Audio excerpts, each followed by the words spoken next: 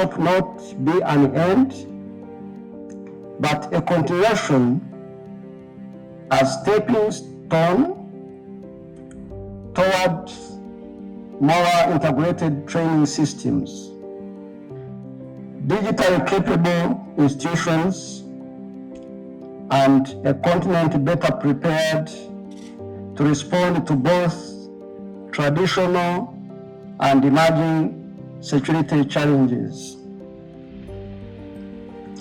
I urge you all to carry the insights and commitments from this workshop back to your respective colleges and countries.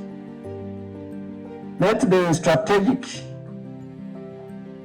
discussions held here find their way into curricular classrooms and field exercises. Let the networks formed here go into lasting partnerships. The future of Africa military training and education is in your hands.